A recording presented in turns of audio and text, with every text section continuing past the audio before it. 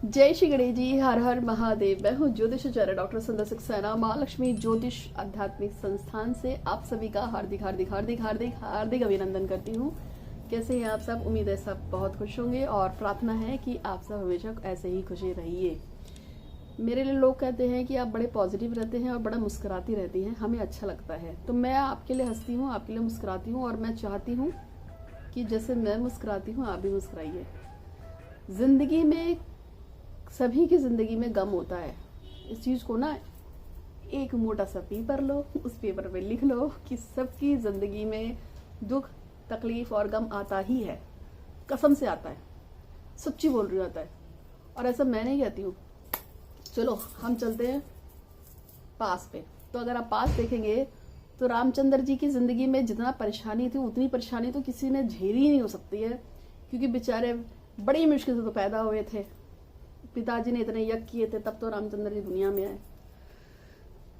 जब आए बड़े हुए तो जब 5 साल के हुए तो एक भेज दिया था, जाओ जाके गुरुकुल में पढ़ के आओ। बेचारे गुरुकुल चले गए तो वो जो राजसी योग थे, भोग थे, वो कभी भी नहीं ले पाए। फिर थोड़े बड़े हुए तो फिर घर आए बेचारे, 4 दिन के लिए घर आए तो फिर एक ऋषि मुनि ले गए। फिर वहां से उनको सीता जी मिल गई, सीता जी से शादी की तो सोचा चलो अब ठीक है, अब तो खुशी से रहेंगे। लेकिन फिर क्या हुआ, फिर सीता जी के साथ फिर वापस चले गए वन में।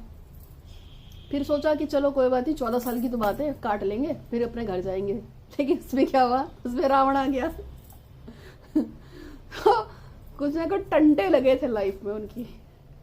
अब इसी तरह से हम पार्वती जी को ले, बड़ी सुंदर सी एक दक्ष पुत्री राजकुमारी पैदा होती है।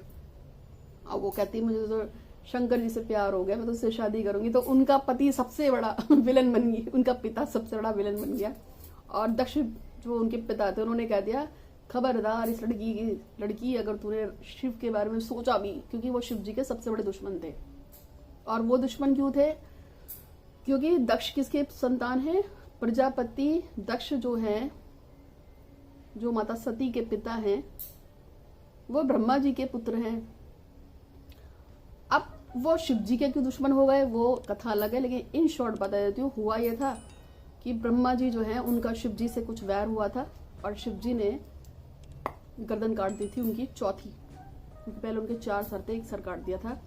इससे दक्ष इतना नाराज हुए, इतना नाराज हुए, इतना नाराज हुए कि उन्होंने कहा कि आज से मैं तुझे भगवान ही नहीं मानता।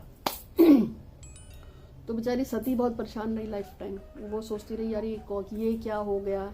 बेचारी फिर भस्म हो गई थी माता रानी। माता रानी ने फिर से जन्म लिया, अब पार्वती के रूप में जन्म लिया, तब भी शिव नहीं मिले। फिर खूब तपस्या की, खूब तपस्या की, खूब तपस्या की।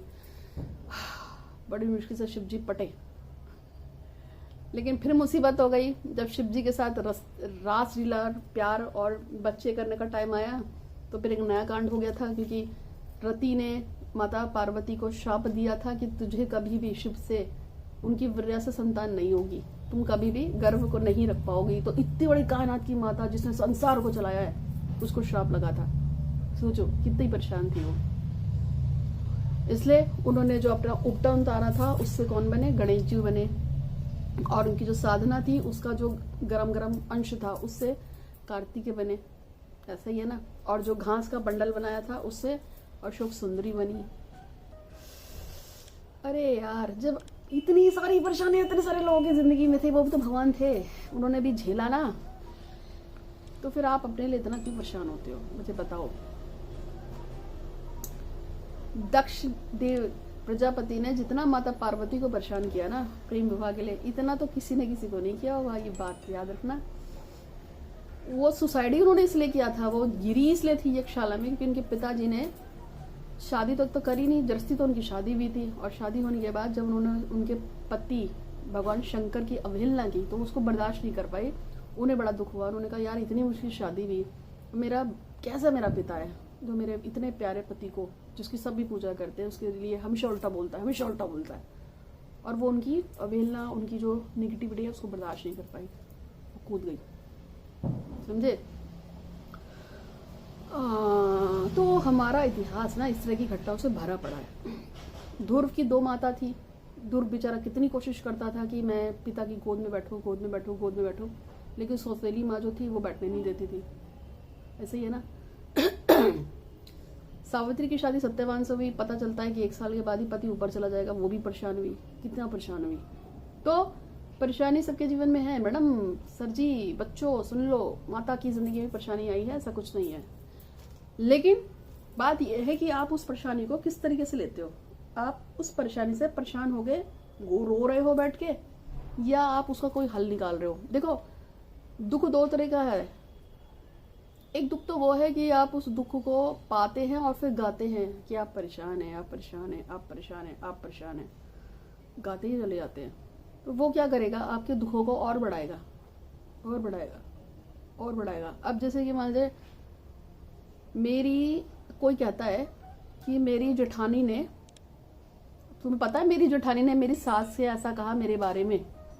एक बार हो गई चुगली काफी है, लेकिन फिर उसको भी बोलेगी, फिर उसको भी बोलेगी, फिर उसको भी बोलेगी, फिर उसको भी बोलेगी। मेरी जेठानी मेरी सास की ज्यादा करीब है, उसने उसको भी बोलना, उसको भी बोलना है। तो क्या है, वो खुद ही उस चीज को मल्टीपल कर रही है। जेठानी ने सास को ऐसा बोला, वो जो नेगेटिविटी है ना वो खुद ही उसको फैला रही है। मेरी तो सास है ना, वो मेरी जेठानी की ज्यादा सुनती है, उसकी बहुत मानती है। वो मुझे भी कह रही है, वो अपने माता पिता को भी कह रही है, वो अपने मित्रों को भी कह रही है, वो अपने दोस्तों को भी बोल रही है, भाई की लड़की को भी बता रही है, इसको भी बता रही है, उसको बता रही है। तुम खुद ही अपनी नेगेटिविटी को फैला रहे हो। क्यों कह रहे हो बार बार कि मेरी सास जो है और मेरी घर की मेरी जो नंद है, मेरी जो देवरानी है, जेठानी जो भी है, उसकी मेरी सास से इतनी बनती है कि वो मेरे बारे में हमेशा नेगेटिव बोलते हैं। आप जितना ज्यादा बोल रहे हो ना, आप और नेगेटिविटी फैला रहे हो, आपको ये समझ में नहीं आता है। इसी तरीके से मेरी शादी उससे होनी है, लेकिन मेरे मम्मी पापा नहीं मान रहे और मेरा भाई भी नहीं मान रहा है और उसके पापा मम्मी भी नहीं मान रहे हैं। अब आपने ये बात मुझको भी बोली, दोस्तों को भी बता दी, इसको भी बता दी, उसको भी बता दी, फिर 4 नए एस्ट्रोलॉजर मिले, उनको भी बता दी। फिर आप खुद ही उसको मल्टीपल तो करते जा रहे हो, खुद ही आप उस बात को फैला रहे हो। और जितना हम नेगेटिव बोलते हैं, प्रकृति उतना ज्यादा नेगेटिव आपके लिए और कर देती है, इसका ध्यान रखना। इसलिए बात को मत चलाओ। 36 एस्ट्रोलॉजर को वैसे भी नहीं दिखाना चाहिए जब तक आपको एस्ट्रोलॉजर पे विश्वास ना हो, समझे। चलो आज मैं आपको लौंग का प्रयोग बताने जा रही हूँ। लौंग के प्रयोग बता रही हूँ। प्रेम विवाह का भी बताऊंगी, शादी के लिए भी बताऊंगी, जॉब के लिए भी बताऊंगी और सभी कामों के लिए बताऊंगी। किसका बताऊंगी, आज मैं आपको लौंग का प्रयोग बताने जा रही हूँ। तो लौंग का कुछ उपाय बताऊंगी, लास्ट तक वीडियो देखना। तो सबसे पहले यह है कि यदि आपको धन संपत्ति की बहुत ज्यादा दिक्कत है, आपके ऊपर कर्जे बहुत हो गए हैं, आपको पैसा नहीं आ रहा है, पैसा इंस्टेंट आपको चाहिए, तो 27 लौंग पर माता लक्ष्मी का कोई भी बीज मंत्र, ओम श्रीम लक्ष्मी नमः ही बोल लो। ओम श्रीम लक्ष्मी नमः 27 बार बोल के आप उसको लाल रंग की छोटी सी पॉलिथीन में या किसी लाल रंग के बैग में डाल के या लाल रंग के कपड़े में बांध के उसको जाके छोड़ के आओ। कहा, लक्ष्मी जी के मंदिर में। ये क्या करेगा, धन की नियमितता को बनाता है और ये शुक्रवार को ही कराते हैं। 3 शुक्रवार डाल दो, 5 शुक्रवार कर लो, या जब तक आपको लग नहीं रहा कि इतने पैसे आ नहीं रहे जितना आप चाहते थे, कर लीजिए। ये लौंग का ये जो उपाय है ये आपके वहां इंस्टेंट पैसा लेके आता है। दूसरा उपाय जो है, यदि आप जो है बहुत दिनों से जॉब सर्च कर रहे थे, पहला उपाय पैसे के लिए और कर्जे के लिए है लौंग वाला। दूसरा है, यदि आप बहुत टाइम से जॉब सर्च कर रहे हैं और आपको जॉब नहीं लिख पा रहा है, आप जॉब के लेके बहुत ज्यादा दुखी हो गए हैं, तो आपको क्या करना है, डेली 3 लौंग जो है अपने सिरहाने रखनी है और जब सुबह उठेंगे तो उसको एंटी क्लॉक 7 बार उल्टा ऐसे उतारना है और ईश्वर से प्रार्थना करनी है कि आपकी जॉब लगा दे। और ये तीनों लौंग जो हैं आपको आपके घर के बाहर कोई पीपल या बरगद के जड़ में रख के आना है। लेकिन ये प्रयोग डेली होगा और ये प्रयोग तब तक होगा जब तक आपको अपनी लेवल की अपनी मस्त जॉब मिलना जाए, जिसके लिए आप बड़े फाइट कर रहे हैं। तो पहला पैसे के लिए, कर्जे के लिए था। दूसरा उपाय किसके लिए है, दूसरा उपाय है ये है, अरे बताया था जॉब के लिए, मैं भूल गई थी। इतना सब कुछ होता है ना बताने के लिए। देखो मेरे पास पूरे दिन में 3-3.5 हजार लोग से कम तो मैसेज करते नहीं है। फिर मेरा स्टाफ जो है उसमें मैं सब पे विश्वास नहीं करती, क्योंकि मेरे पास लोगों की फोटोएं आती हैं। तो मैंने स्टाफ में सिर्फ एक ही बंदी को रखा हुआ है, उसका नाम है रूही। ठीक है, क्योंकि मेरे लिए प्राइवेसी बहुत बड़ी चीज है। हम क्या करते हैं, आज जितने भी लोगों की फोटो आई हैं कल उन सबको हम डिलीट मार देंगे। हम किसी की फ़ोटो नहीं रखते अपने पास, किसी का डेटा नहीं रखते। आज आया है कल साफ कर देते हैं डेटा, क्योंकि प्राइवेसी बहुत बड़ी चीज़ है। तो बहुत सारी चीज़ें दिमाग में चलती हैं, बहुत सारे लोग चलते हैं, बहुत सारे परेशानी भरे लोग होते हैं, मैं भूल भी जाती हूँ। इसलिए मैं लोगों को बोलती हूँ भैया याद दिला देना, मैं भूल जाऊँगी। और जब भी कोई मुझसे कोई सामान मंगाता है तो मैं उसको बोल देती हूँ। खासतौर पर जितने भी लोग मुझसे वो सिद्ध शिवलिंग जिसके बारे में बताती हूँ, जिससे हर तरह की मनोकामना पूरी जाती है, तो मैं उनको बोल देती हूँ कि भैया जब शिवलिंग मंगाओगे तो याद रखना कि मुझसे त्रिशूल जरूर मंगा लेना। पूजा हुआ जो केदारनाथ का है, या पूजा हुआ जो वहाँ से लेके आए थे, या माता कामाख्या का प्रसाद मंगा लेना, या वहाँ का सिद्ध जल मंगा लेना, या वशीकरण का ये मंगा लेना। मतलब मुझे उनको बोलना पड़ता है, क्योंकि मैं तो आउट दिमाग से हो जाती हूँ, क्योंकि चीज़ें भूल जाती हूँ। जैसे अभी 1 मिनट के लिए शून्य हो गई थी, भूल गई थी कि मैं आपको क्या बता रही थी। ठीक है, ऐसा होता है। काम पता कितना प्रेशर है मेरे सर पे, आधी आबादी का दर्द यहीं पर है मेरे सर पे। और रोज़ इतने सारे मैसेज आते हैं ना कि आपको मैं बता नहीं सकती हूँ। फिर भी हम ईमानदारी से कोशिश करते हैं, क्योंकि मेरी जो सैचुरेशन है ना, यानी कि छाटने की शक्ति, वो बड़ी तेज़ी से काम करती है। रूही बड़ी स्मार्ट है इस मामले में, बड़ी अच्छा काम करती है। तो आपको नेक्स्ट उपाय बता देती हूँ लौंग का। नेक्स्ट उपाय लौंग का जो मैं आपको बता रही हूँ उसमें, हाँ, I am blessed by Roohi, मतलब रूही मुझे ईश्वर ने दी, इसके लिए ईश्वर का धन्यवाद। नज़र लग जाती है इसलिए। तो अब मैं आपको नेक्स्ट जो उपाय बता रही हूँ लौंग का, वो मैं आपको बता रही हूँ कि यदि आप किसी से पैसा लेना चाहते हैं और वो आपका पैसा रख के बैठ गया है और वो आपका पैसा नहीं वापस कर रहा है, तो उस व्यक्ति के नाम में जितने भी अक्षर है, जैसे कि मान जाए किसी राम कुमार ने मेरे पैसे रख लिए, राम कुमार, तो उसके नाम में 5 अक्षर आते हैं। तो 5 लौंग लेनी है, और उन 5 लौंगों को आप क्या करेंगे, यहाँ पे रख लेंगे, इधर अंदर कपड़े के अंदर, यहाँ पे आपने रखा और उसको ऐसे बंद कर देंगे। अब आपको सिर्फ यही कहना है कि राम कुमार मेरे पैसे लौटा दो, राम कुमार मेरे पैसे लौटा दो, राम कुमार मेरे पैसे लौटा दो, राम कुमार मेरे पैसे लौटा दो, राम कुमार मेरे पैसे लौटा दो। 27 बार तो बस ऐसे ही बोलना है, राम कुमार मेरे पैसे लौटा दो। लेकिन उसके बाद बोलना है राम ने मेरे पैसे वापस कर दिए, राम ने मेरे पैसे वापस कर दिए, राम ने मेरे पैसे वापस कर दिए, राम ने मेरे पैसे वापस कर दिए। ये भी 27 बार बोलेंगे। फिर आपको वो सारी लौंग निकालनी है और उसको, ये जो चूल्हा होता है ना, चूल्हा, उसमें ही जलाना है। कैसे जलाओगे मुझे नहीं पता, पर जलाना है।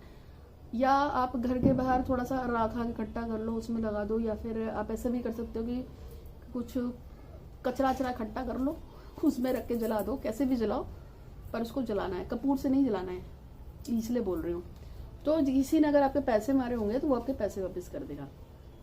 तो कर्जा पैसे का भी होगा, नौकरी का भी हो गया लौंग का प्रयोग, और ऐसा भी हो गया। अब नेक्स्ट पे आते हैं कि यदि आपको शादी करनी है, लव मैरिज, तो क्या करोगे, तब आप लौंग का कैसे प्रयोग करोगे। लेकिन उससे पहले ईश्वर से प्रार्थना है कि वो हम सबकी, जो भी मेरे सब्सक्राइबर हैं, अगर आपने मेरे चैनल को अब तक सब्सक्राइब नहीं किया तो सब्सक्राइब कर लेना। मेरा नाम है ज्योतिषाचार्य डॉक्टर संध्या सक्सेना। हाथ कुंडली फेस रीडिंग करती हूँ, साइकिल रीडिंग करती हूँ, और मैं करती हूँ पास्ट लाइफ रिग्रेशन, यानी कि मैं पास्ट लाइफ में ले जाती हूँ आपको अपने साथ। अगर आप मेरे से अपॉइंटमेंट बुक करते हैं, मिलते हैं, तब भी मैं पास्ट लाइफ रिग्रेशन करती हूँ। हम कुंडली से भी पास्ट लाइफ को चेक करते हैं, पूर्व जन्म में आप कौन थे, आपने क्या ऐसा किया जो आप इस जन्म में भुगत रहे हैं, वो सब आपको बता देते हैं। तो इसके अलावा बहुत सारी चीज़ें लोग मुझसे सीखते हैं, पूछते हैं, बात करते हैं, कहते हैं कि माता आपको इतना सब कुछ ज्ञान है तो कुछ हमें भी बता दो। और मैक्सिमम लोग मुझे माता ही बोलते हैं। ठीक है, माता से याद आया कि एक लड़का है, उसका नाम ऋषि है और वो मेघालय से है। वो मेरी मैसेज को देख रहा होगा। ऋषि, मैंने तुमको कुछ सामान भेजा था, अभी तुमको क्या करना है, उसको आपको जो आपको सामान मिल जाएगा या मिल गया होगा, शायद आज मिल गया होगा, क्योंकि मैंने अभी तक तुम्हारा मैसेज चेक नहीं किया और मुझे मैसेज चेक करने में टाइम लगेगा, क्योंकि मैसेज इतने सारे पड़े और तुम्हारा काम थोड़ा अर्जेंट पे है। तो वो जो सामान तुम्हें मिला है उसको तुम्हें रखना है और उसके ऊपर प्रेयर करनी है। ठीक है, और जैसे मैंने तुम्हें पहले प्रेयर बताई थी वैसे ही प्रेयर करनी है, उसको प्रेयर करो। और साथ में जो तुम्हारी विश है, XYZ जो तुम्हारी विश है, जिसके लिए तुमने मुझे ये कांटेक्ट किया था, क्योंकि विश किसी को ऐसे नहीं बताते ओपनली, मतलब मैं तुम्हारी विश को यहाँ नहीं खोलूँगी, बट तुम्हारी जो विश है, जो तुम्हारी मैंने उस चीज़ से बांधी हुई, जो मैंने तुम्हें भेजा हुआ है, तो तुम्हें बस इतना करना है कि जो तुम्हारी विश को तुम कम से कम 55 टाइम रोज़ लिखोगे। 55 बार लिखना है तुमको अपनी विश को, हरे रंग के पेन से लिखोगे और डेली लिखोगे 55 बार। और ये तब तक लिखनी है जब तक तुम्हारी विश पूरी नहीं हो जाए, क्योंकि मैंने तुम्हारा को जो चीज़ भेजी है उसमें जो तुम्हें सामान मिलेगा उससे करना है काम, जरूर कर लेना, तुम्हारा काम पूरा हो जाएगा। मुझे ऐसा लगता है 14-15 फरवरी तक, नहीं सॉरी 27 अप्रैल से पहले तुम्हारा काम हो जाएगा, क्योंकि तुमने वैसे भी मुझे कहा था अभी तुम्हारे काम में थोड़ा टाइम है, तो 27 अप्रैल तक इस काम को कर लेना, तुम्हारा काम हो जाएगा, ठीक है। और खुश रहो ऋषि, हमेशा सुखी रहो, काम करो। तो वो सभी लोग जो मुझसे जुड़े हैं, आप सब जो मेरे सब्सक्राइबर हैं और जो भी नए हैं, जो पुराने हैं, आप सबसे प्रार्थना है लगातार प्रयास कीजिए, खुश रहिए। अगर आपको कोई तकलीफ देता भी है तो ये सोचो, जो कहा था अभी स्टार्टिंग में सुनाई थी ना कि सभी परेशान रहे हैं, तो आपको अपनी तकलीफ कम लगेगी, समझ रहे हैं। और मैं आपको बता देती हूँ कि एक टेक्निक ये भी है कि बहुत सारी लड़कियां जो हैं, आप देखना कमेंट बॉक्स में अपनी विश को लिखती हैं 3 बार, मेरा काम हो जाए, मेरा काम करने के लिए धन्यवाद, मेरा काम करने के लिए धन्यवाद, मेरा काम करने के लिए धन्यवाद। तो मैं एक साइकिक रीडर हूँ, तो मेरा कुछ ऐसा सिस्टम है, आपको बता देती हूँ कि आपको मेरी किसी भी वीडियो के नीचे आपको 3 बार कमेंट करना है, जय श्री गणेश जी, हर हर महादेव लिखा, फिर अपनी विश को 3 बार लिख दो। जैसे मेरी शादी फला से कराने के लिए धन्यवाद, या मेरी गवर्नमेंट जॉइनिंग के लिए धन्यवाद, धन्यवाद, धन्यवाद, ऐसे 3 बार आप अपनी विश को लिखिए। और ऐसा आप टोटल 21 वीडियो मेरी कोई भी उठा लीजिए, किसी भी टाइम की कोई भी, क्योंकि मैं इंस्टाग्राम पे भी हूँ, मैं यूट्यूब पे 3 चैनल पे हूँ, महालक्ष्मी ज्योतिष संध्या सक्सेना, एस्ट्रो संध्या सक्सेना, साइकिक रीडर संध्या सक्सेना। अगर आपको मेरे चैनल नहीं मिल रहे तो आप मुझसे मंगा भी सकते हैं। उन चैनल के नीचे आप मेरे उसको लिखिए, विश को बार बार लिखो, 3-3 बार लिखो। अगर आप 21 वीडियो चुनते हैं एक दिन में और हर वीडियो के नीचे 3-3 बार विश लिखते हैं, तो आपने टोटल 63 टाइम लिखी एक दिन में। तो 63 को जब आप प्लस करते हैं तो 6 + 3 9, ये यूनिवर्स का नंबर है, ईश्वर का नंबर है, इसे गॉड नंबर बोलते हैं। और वैसे मंगल देवता का नंबर है, हनुमान जी का नंबर है। तो ये आपकी इच्छाओं को पूरा करता है। करके देखो, बहुत से लोगों ने किया है, बहुत लोगों को फायदा हुआ है, ठीक है। तो आप सभी के लिए और अपने लिए यही विषय कि परमपिता परमेश्वर जो भी हमें दिया है उसके लिए धन्यवाद, धन्यवाद, धन्यवाद। इस जन्म में, पूर्व जन्म में जो भी कुछ हमें मिला है उसके लिए हम आपकी बहुत बहुत ऋणी हैं। जो भी सांसें हैं, खूबसूरती है, बाल, आँख, नाक, कान, गला, उन सबको देने के लिए, वाणी, अच्छे कपड़े, अच्छा खाना, जो भी हमें आज तक इस जन्म में, पूर्व जन्म में मिला है, हम उसके लिए आपके बहुत बहुत ऋणी हैं, ऋणी हैं, ऋणी हैं। इस जन्म में, पूर्व जन्म में घर, गाड़ी, पैसा, बंगला, नाम, इज्जत, शोहरत और जो भी कुछ आपने दिया है, घर, बच्चे, प्यार, इन सब के लिए आपका बहुत बहुत शुक्रिया। हम आपके ऋणी हैं। और उसके बाद जो चीज़ आपको चाहिए उसका ध्यान कर लो। अब वो चीज़ आपको भले ही आपको अभी तक ना मिली हो, फिर भी आपको ध्यान करना है कि उस चीज़ को देने के लिए जो भी आपको चाहिए, उस चीज़ को जायज़ इच्छा मुझे देने के लिए आपको बहुत बहुत धन्यवाद, धन्यवाद, धन्यवाद। विश मांग लो अपनी, हे ईश्वर, हम आप पे भरोसा करते हैं, आपकी कृपा से हमारा काम हो गया है, हो गया है, हो गया है। मैं एक साइकिक रीडर हूँ और मेरी एनर्जी हमेशा कनेक्ट रहती है यूनिवर्स से, इसलिए मेरी रीडिंग्स हमेशा 100% 10 रहती है। और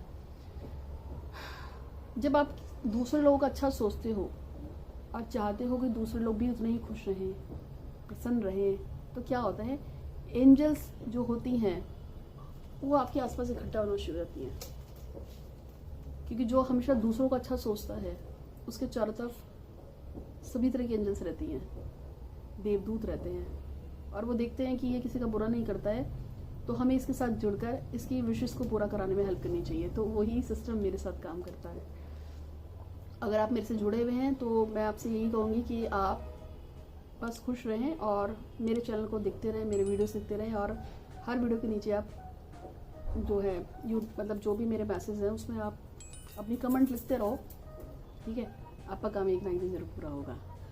तो जिन लोगों को लव मैरिज करनी है, अब उनका बता देती हूँ। यदि आप लव मैरिज करना चाहते हैं और आपकी शादी में दिक्कत आ रही है, चाहे रीज़न कोई भी हो, तो आपको क्या करना है, 108 लौंग लेनी है, 108, और इन 108 लौंगों को आपको लेकर भगवान शिव के मंदिर में जाना है और ओम नमः शिवाय का जाप करते हुए एक एक लौंग जो है शिव जी के ऊपर चढ़ाते रहो, चढ़ाते रहो, चढ़ाते रहो।